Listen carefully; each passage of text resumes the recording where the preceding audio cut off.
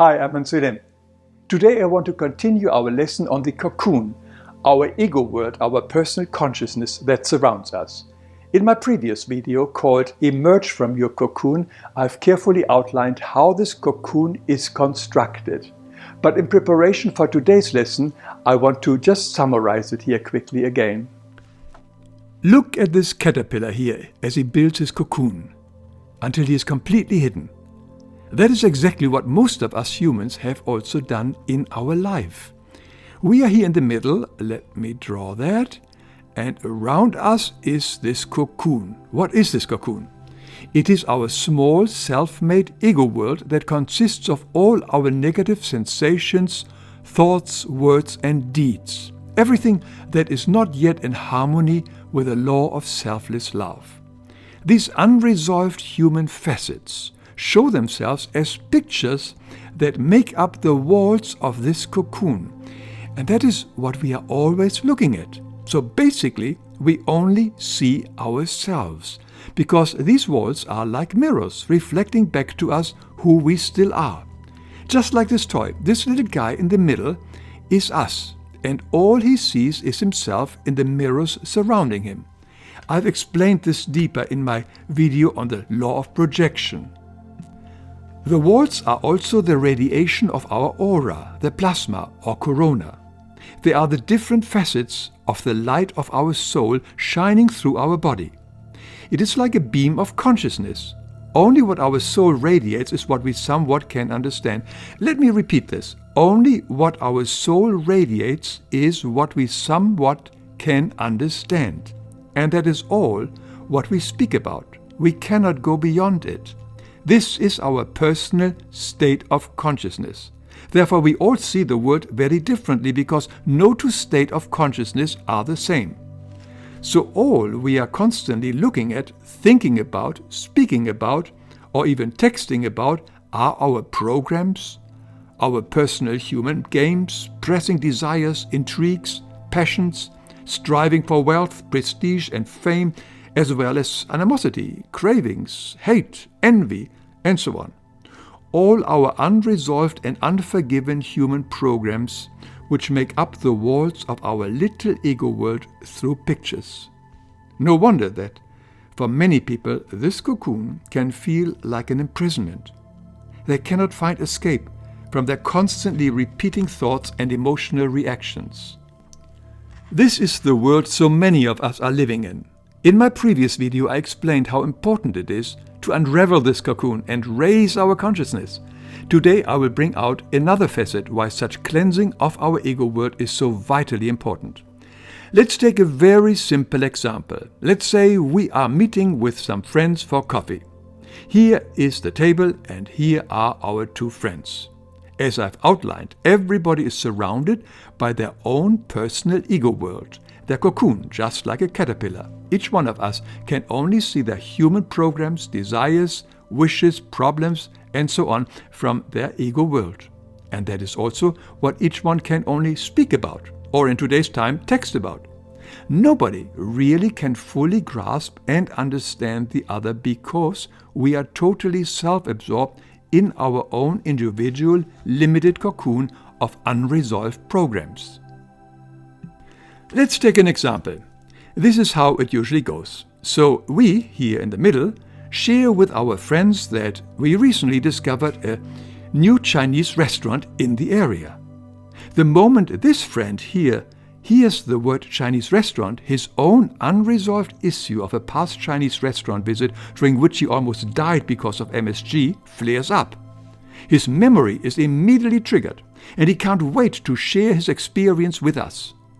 But this friend over here feels a little insecure, and the word restaurant immediately brings up in him a visit to a very famous and very expensive 5-star restaurant, and he can't wait to cut into the conversation to share his experience with us.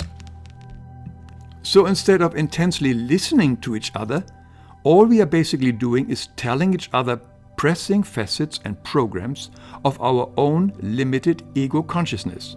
Each one only hears himself, sees himself, and speaks himself. Next time you are at a gathering of friends or family members, pay attention how this scenario is repeated over and over again, as everybody is only speaking themselves. We may think that we understand each other, but is that really true? Could it be that because we like the person or he flatters us, we say that we understand each other? True understanding only comes when we begin to understand ourselves. As these two are our friends, it might look like we have a lot in common, but we are not in unity, because we only look at the shell, the humanness. We speak past each other. Each one speaks himself according to his plasma, according to his shadows. In other words, we may still be strangers to each other, even if we call each other friends. Can we see why so many people feel so lonely and misunderstood? They are totally caught up in this plasma, this cocoon of their own humanness, and don't understand themselves. They are almost unable to truly connect with another person. Furthermore, as we have seen in the video on the law of projection, everything that upsets us, troubles us, or makes us angry in another person is also only our own unresolved programs reflecting back to us. It's never the other person who upsets us. It is only our own unloved and unforgiven issues. So nothing will ever change until we begin to understand ourselves. We have to unravel our own cocoon and become a butterfly again. We have to put order into our life, clear up our human aspects step by step.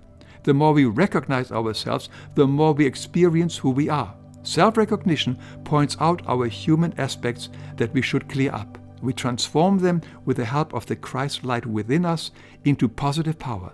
And very slowly, day by day, our cocoon begins to unravel.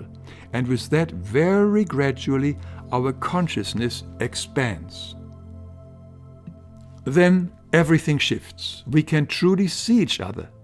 When we ennoble our soul again, by unraveling our cocoon, we will then see and respect our friend, family member, or even stranger as a being in God, who is in his innermost being, as we are, fine, noble, beautiful, and pure. The more we open the divine in our inner being, the more we can see through our neighbor and his cocoon. He suddenly becomes transparent to us, since we ourselves have become transparent. Then we look not only at the shell, not only at the other person, we see through him, grasp his feelings and thoughts, and know how we can help him, what we can say to him, and how we should deal with everything we encounter.